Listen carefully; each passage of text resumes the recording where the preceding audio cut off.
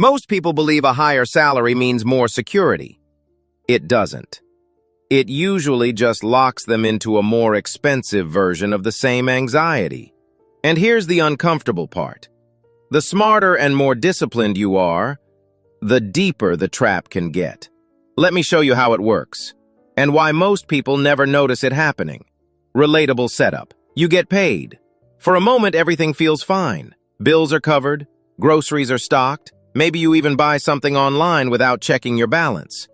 Then, 2 weeks later, you're right back where you started. Same stress, same pressure, same quiet question in the back of your mind. Where did it all go? And the scary part? Your income went up, but nothing else changed. Delayed labeling. That pattern has a name. Most people don't notice it until years later. By then, it already owns them.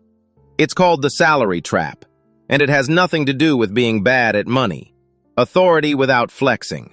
I spend most of my time thinking about one question. Why do intelligent, disciplined people with good jobs, still feel financially stuck? Not broke, not irresponsible, just trapped. And the answer is never budgeting apps or skipping coffee. It's psychology. Why this matters right now. Let's challenge a belief early. Most people think the solution to money stress is simple. Just earn more. But here's the problem. Over the last few decades, incomes have gone up. Yet a majority of people still couldn't comfortably handle a $1,000 emergency. Think about that. More income, same anxiety. That's not a math issue. That's a psychological one. What the salary trap actually is. The salary trap doesn't mean low income.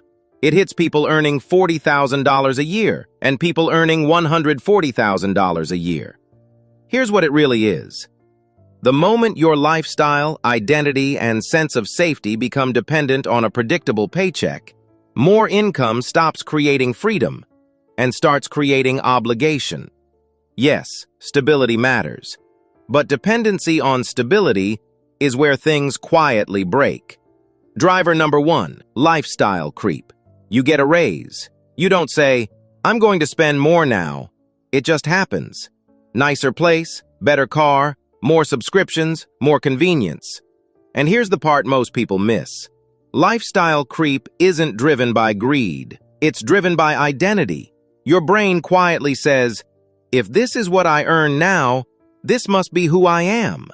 Psychologists call it hedonic adaptation. Your comfort resets. The excitement disappears. The expenses stay. Here's the part that feels like progress, but actually moves you backwards.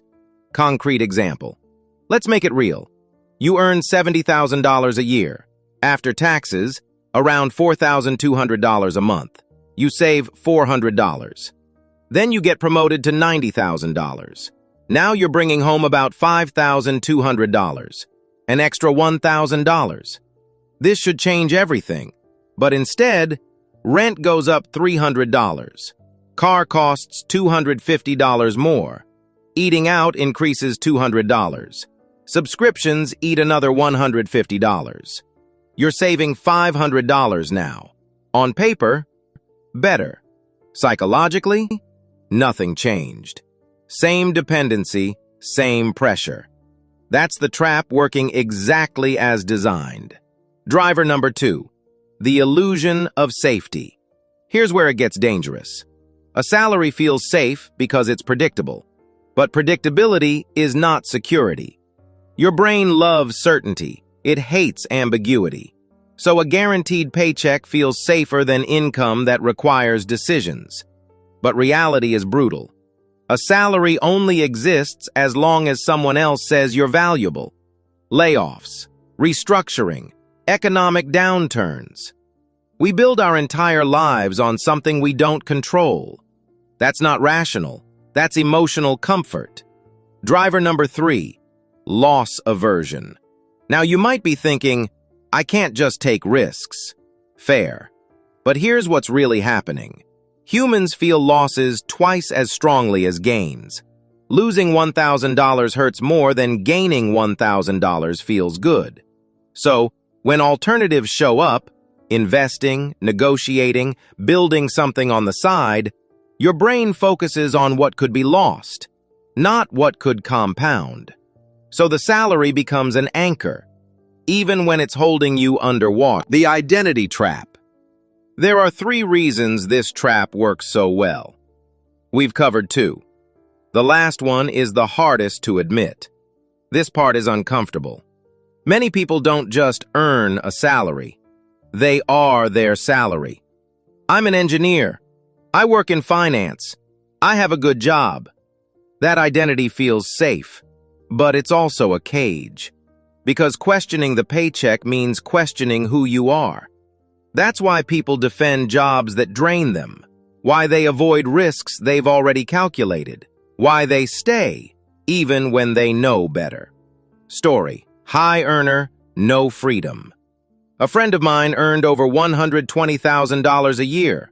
On paper, successful.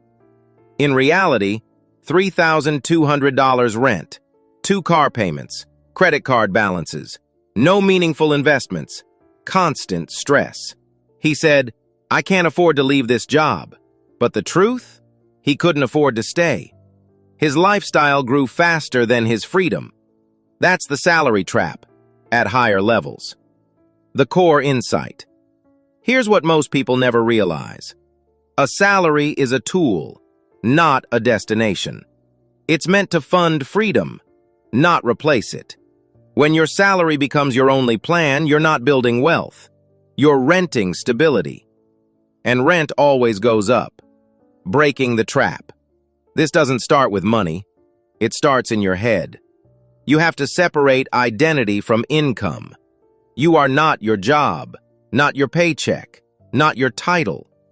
A salary is just one income stream. And once you internalize that, your decisions change. Wealth is built through asymmetry, limited downside, unlimited upside. A salary is the opposite. So you don't quit your job. You stop letting it be the only thing holding your life together. Long-term consequence. The salary trap doesn't ruin people quickly. It erodes them slowly, raise by raise, upgrade by upgrade, until one day they realize, I've worked hard for years, and I don't actually own my time. That's the real cost. Closing question. I'm not anti-job. I'm anti-dependence. A salary can be powerful if you use it intentionally. So ask yourself one honest question. Is my salary building my freedom or quietly trapping me? I'll see you in the next one.